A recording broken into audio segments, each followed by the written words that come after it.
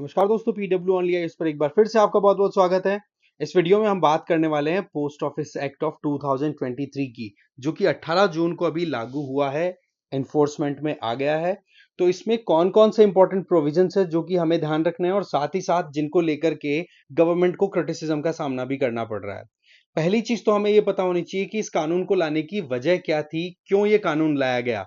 तो इसके पीछे सीधा फैक्टर क्या है कि देखो 125 साल पुराना 1898 का इंडियन पोस्ट ऑफिस एक्ट आपके पास प्रेजेंट था। बट वो 1898 अंग्रेजों के जमाने का है। इसका मतलब उस टाइम की सिचुएशन को टैकल करने के हिसाब से, या फिर आप कह सकते हो कि इंडियंस के ऊपर अपनी कंट्रोल बनाए रखने के लिए ब्रिटिशर्स ने ये कानून लाया था, राइट। तो उस कानून के अंदर बहुत सारे ड्रैकोनियन प्रोविजंस भी होंगे। तो उन प्रोविजंस को हटाना और साथ ही साथ 21st सेंचुरी की रिक्वायरमेंट के अकॉर्डिंग एक्ट को अपडेट करना, अदरवाइज वो इररेलेवेंट हो जाएगा। तो उस पॉइंट ऑफ व्यू से ये एक्ट जो है 2023 वाला, ये बहुत ज्यादा इंपॉर्टेंट हो जाता है। दूसरी बात, ये लोकसभा और राज्यसभा ने पारित तो देखो दिसंबर 2023 में कर दिया था, बट आपको पता है फिर उसके बाद में चुनाव आ गए थे लोकसभा के। अब वो भी कंप्लीट हो गए, तो अल्टीमेटली प्रेसिडेंट का अप्रूवल मिलकर के अब इस एक्ट को एनफोर्समेंट में ला दिया गया है। बट अभी भी क्रिटिसिज्म कंटिन्यू है। कारण क्या है क्रिटिसिज्म का? ये बताया जा रहा है कि अभी भी ड्रैकोनियन प्रोविजंस जो हैं वो मोर और लेस कंटिन्यू है। इसका मतलब ये कि कहीं ना कहीं सेंट्रल गवर्नमेंट के द्वारा अपने हाथों में अथॉरिटी रखने की कोशिश की जा रही है, या फिर जो गवर्नमेंट ऑफिशियल्स हैं उनकी अकाउंटेबिलिटी को कम होते हुए देखा जा रहा है। तो ऐसी परिस्थितियों में ये जानना हमारे लिए जरूरी है कि कौन से इंपॉर्टेंट प्रोविजंस है जिनको लेकर के बातचीत हो रही है। तो ऐसे में जब इंपॉर्टेंस की बात ही आ जाए, तो एक इंपॉर्टेंट डे 22 जून को हम कैसे भूल सकते हैं।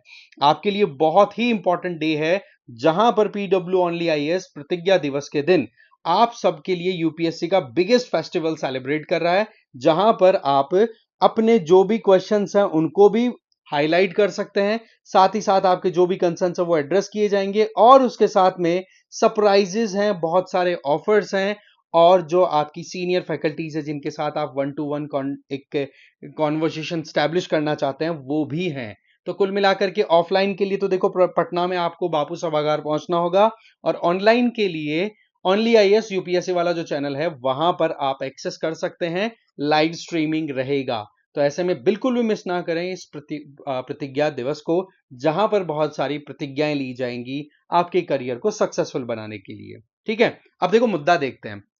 मुद्दा कुछ ऐसा है कि 125 साल पुराने कानून को बदल करके अभी नई रिक्वायरमेंट्स के अकॉर्डिंग चेंजेस लाने की बात की गई। तो यहां पर जो नया एक्ट है पोस्ट ऑफिस एक्ट ऑफ 2023, इसमें आप क्या देखते हो, एक तो सेक्शन 9 और एक सेक्शन 10, ये बहुत ज्यादा हाईलाइटेड है। कारण क्या है कि ये जो प्रोविजंस हैं ये आपके 1898 वाले एक्ट में भी प्रेजेंट थे। फर्क इतना सा ही है कि उनकी प्रेजेंस दूसरे सेक्शंस के नाम पे हुआ करती थी, जैसे कि सेक्शन 19, 25, 26। तो यहां पर अब हम जान लेते हैं कि भाई क्या क्या चीजें ऐसी हैं जो कि अभी रिसेंटली इस एक्ट में हाईलाइट रही और क्रिटिसिज्म का सामना भी करना पड़ा। तो सबसे पहले हम बात करते हैं सेक्शन 9 की। इसमें सीधी बात है कि अगर कोई भी कंसाइनमेंट, इसमें यहां पर हम लेटर्स की बात करते हैं पर्टिकुलरली, अगर पोस्ट ऑफिस एक्ट की बात की जाए, तो अगर किसी भी कंसाइनमेंट के अंदर ऐसा कोई आइटम हुआ जो कि किसी भी हमारे फॉरेन रिलेशंस को इंपैक्ट करे, हमारे दोस्ती वाले जो रिश्ते जिन देशों के साथ हैं उनको इंपैक्ट करे, पब्लिक ऑर्डर को डिस्टेबलाइज करने का काम करे, कोई इमरजेंसी या पब्लिक सेफ्टी, या फिर दूसरे जो एग्जिस्टिंग लॉज हैं उनके अगेंस्ट में हो, तो उसको रोकना, उसको खोलना, उसको कस्टम अथॉरिटीज को देना, ये चीजें मोर और लेस पोस्ट ऑफिस और उसके ऑफिसर्स को एम्पावर करता है। कहने का मतलब, आपने कोई कंसाइनमेंट भेजा भारतीय डाक के थ्रू, और वो कंसाइनमेंट अगर पहुंचने से पहले उस पर डाउट हो गया कि उसमें कुछ प्रॉब्लमेटिक चीजें हैं, तो उसको रोका जा सकता है, उसको खोल के चेक किया जा सकता है। और उसमें ज्यादा प्रॉब्लम आई तो सीधी बात है कि प्रोहिबिटेड एक्शन, मतलब प्रोहिबिटेड एक्टिविटीज को करते हुए अगर वो कंसाइनमेंट या पार्सल दिखा, तो सीधी बात वो कस्टम अथॉरिटीज को दे दिया जाएगा, जिसके तहत फिर बाद में फर्दर एक्शंस लिए जाएंगे। तो कुल मिलाकर के यहां पर एक ये जो प्रोविजन है इंटरसेप्शन का, ओपन एंड डिटेन करने का, ये देखो मोर और लेस कॉलोनियल लॉ के आधार पर कंटिन्यू किया जा रहा। फर्क इतना सा ही है कि ये प्रोविजंस वहां पर भी सेक्शन 19, 25, 26 के अंदर थे। पहली बात। दूसरी अगर देखी जाए तो सेक्शन 10 क्या कहता है, ये कहता है कि आप देख सकते हो कि आपने कोई मेल भेजा, मेल का मतलब कोई भी लेटर आपने सेंड किया, अगर वो लेटर कहीं पर लूज हो गया, मिस डिलीवरी हो गया, डिले हो गया, डैमेज हो गया, तो वहां पर पोस्ट ऑफिस अथॉरिटीज की कोई रिस्पॉन्सिबिलिटी नहीं होगी। इसका मतलब लायबिलिटी से फ्री किया जा रहा है, अकाउंटेबिलिटी को रिड्यूस किया जा रहा है। तो एक ये मुद्दा आ जाता है। तो यहां पर क्रिटिसिज्म की जब बात आती है तो एक तो पॉइंट आता है, बोला फंडामेंटल राइट्स को कॉम्प्रोमाइज कर रहे हो, और दूसरा यहां पर जो गवर्नमेंट ऑफिसर्स हैं उनकी अकाउंटेबिलिटी कहीं ना कहीं कॉम्प्रोमाइज हो रही है। मोर और लेस 1898 का जो एक्ट था उसमें भी गवर्नमेंट को छूट दी हुई थी इस तरीके की लाइबिलिटी से। तो कहने का मतलब एक्ट तो आपने 2023 का इंट्रोड्यूस कर दिया, बट मोर और लेस प्रोविजंस आपने अभी भी कॉलोनियल पीरियड के रखे हुए हैं।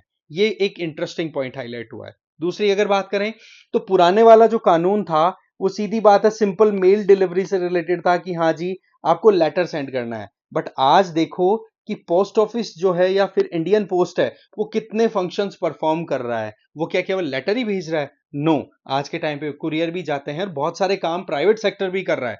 तो ऐसे में many kind of citizen centric services are being provided by Indian post. तो ऐसे में नए कानून की यहां पर जरूरत है और उस जरूरत को ध्यान रखते हुए ये कानून भी लाया गया। खैर पॉइंट हमने 2 पॉइंट तो देख लिए, अब आ जाओ आगे।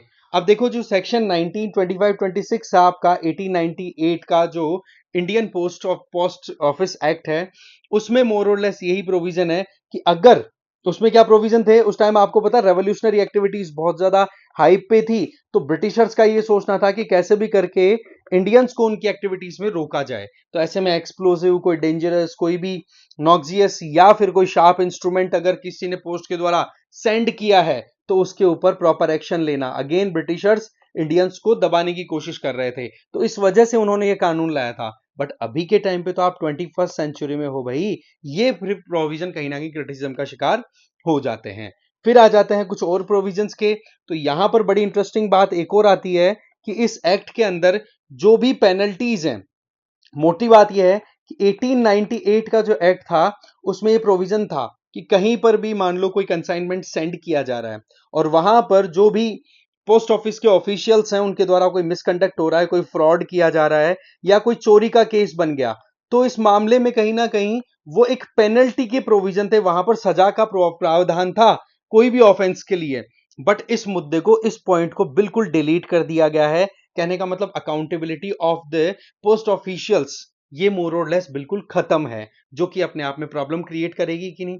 दूसरी एक और पॉइंट यहां पर हाईलाइट की जा रही है कि यहां पर अगर किसी इंडिविजुअल ने इंडियन पोस्ट का इंडियन पोस्ट का कोई भी सर्विस अवेल करा लिया बट वो फी या जो भी चार्जेस बन रहे हैं उन चार्जेस को अगर पे नहीं करते हैं तो सीधी बात है उन चार्जेस को रिकलेक्ट या फिर आप कह सकते हो कि कलेक्ट करने का प्रोविजन कुछ ऐसा रहेगा जैसे कि आपका लैंड रेवेन्यू ड्यू है और उसके ऊपर टाइम के साथ साथ में चार्जेस बढ़ते चले जाते हैं, एरियर लगते चले जाते हैं। कहने का मतलब 10 रुपए की सर्विस अगर आपने सही टाइम पर पे नहीं किया तो उसको फिर बाद में आपके ऊपर फाइन लगाया जाएगा।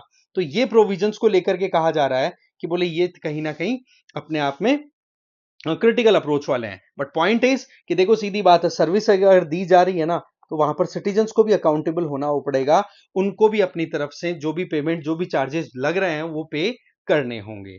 तो इस तरीके से ये कई इंपॉर्टेंट प्रोविजन है जो हमें देखने हैं। फिर आ जाओ आगे। आगे जब बढ़ते हैं तो मुद्दा आ जाता है कि ये जो इंटरसेप्शन की पावर है, जैसे मैंने बोला कि अगर कोई भी प्रोहिबिटेड एक्टिविटी अगर इंडियन पोस्ट के थ्रू किसी ने करते हुए दिखाई दिया तो पोस्ट को रोक लिया जाएगा, है ना।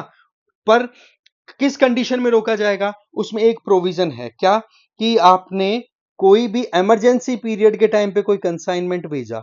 अब ये इमरजेंसी वाली जो बात थी ना, ये आपको 1898 एक्ट के तहत देखने को मिलेगी 26वें, 25वें और 26वें सेक्शन में कि हाँ जी पब्लिक सेफ्टी को ध्यान रखते हुए इमरजेंसी की कोई सिचुएशन है तो कंसाइनमेंट्स को पूरा चेक किया जाएगा, इंटरसेप्ट किया जाएगा, फिर उसके बाद में अगर गड़बड़ मिली तो एक्शन लिया जाएगा, अदरवाइज वो कंसाइनमेंट जो भी रिसीविंग एंड पर है उसको भेज दिया जाएगा।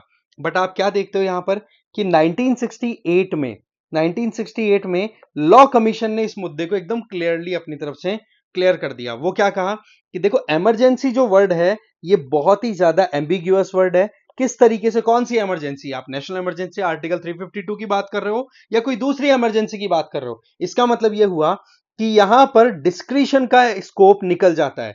तो इसका मतलब यह हुआ कि 1898 का जो एक्ट था उसमें ये जो इमरजेंसी वाला प्रोविजन था कि हाँ भाई इमरजेंसी की सिचुएशन में पब्लिक ऑर्डर और पब्लिक सिक्योरिटी सेफ्टी को ध्यान रखते हुए कंसाइनमेंट्स को चेक किया जाएगा, तो बोला इमरजेंसी को कोई डिफाइन तो करो, नहीं तो फिर वहां पर ऑफिशियल्स या फिर गवर्नमेंट की तरफ से डिस्क्रिशनरी अप्रोच अपनाई जाएगी, वो अपने मन में आए ना वो करेंगे। तो इस चीज को क्लैरिटी देने के लिए अपनी तरफ से लॉ कमीशन ने 1968 में अपनी तरफ से रेड फ्लैग रेज कर दिया था, राइट।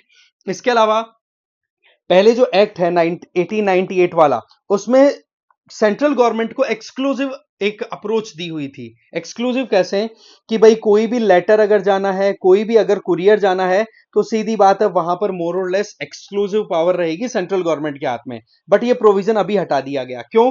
क्योंकि देखा जाए तो 1980 के बाद में आप खुद देख सकते हो कि कुरियर, डॉक्यूमेंट्स, पार्सल्स इनको सेंड करने के लिए कितनी प्राइवेट कंपनियां अभी काम करती हैं। 1980 से स्टार्ट हो गया था। तो कुल मिलाकर के देखा जाए तो यहां पर जो गवर्नमेंट की एक्सक्लूसिविटी थी वो तो हो गई खत्म कि केवल गवर्नमेंट ही काम करेगी, कोई और कर ही नहीं सकता। बट ये काम तो 1980s में प्राइवेट सेक्टर भी करने लग गया। इसका मतलब प्राइवेट सेक्टर का प्रॉपर रेगुलेशन भी जरूरी था, इसलिए ये कानून यहां पर ये प्रोविजन भी कर देता है।